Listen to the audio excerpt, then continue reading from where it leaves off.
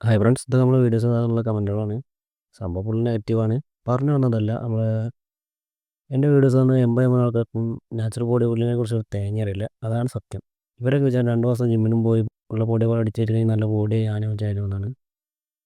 സത്യം പറയല്ലോ, ഒരു തേങ്ങയാവില്ല. ഇത് ഞാൻ 2-3 കൊല്ലമായിട്ട് നാച്ചുറലായിട്ട് നമുക്ക് കിട്ടുന്ന ഫുഡുകളൊക്കെ കഴിച്ച് അത്യാവശ്യം നന്നായി വർക്കൗട്ട് ചെയ്തിട്ട് ഉണ്ടാക്കിയൊരു ബോഡിയാണ്. ഇത് ഒരുപാട് കുറ്റങ്ങൾ ആൾക്കാർ പറയുന്നുണ്ട്. സംഭവം ആൾക്കാർക്ക് എത്ര കുറ്റമുണ്ടെങ്കിലും എൻ്റെ ബോഡിയാണ്, ഞാൻ തൃപ്തനാണ്. അത് മനസ്സിലാക്കാതെ നമ്മൾ വീഡിയോസിന് വന്ന് അടിയിൽ കണ്ടിട്ട് കഞ്ഞിയും പയറും കുടിക്കുകയും മുട്ട പോയി തിങ്ങാനുണ്ട് ഒരു ആവശ്യമില്ല. സംഭവം ഇപ്പോഴത്തെ ജനറേഷൻ എന്ന് പറഞ്ഞു കഴിഞ്ഞാൽ ഇൻഫ്ലുവൻസേഴ്സ് ആയാലും ബോഡി ബിൽഡേഴ്സ് ആയാലും ഒരു കോമ്പറ്റീഷൻ പോയി കഴിഞ്ഞാൽ 80-90 ആൾക്കാരും ഫുൾ ഇൻഹാൻസ്ഡാണ്. സംഭവം മെഡിസിനാണ്.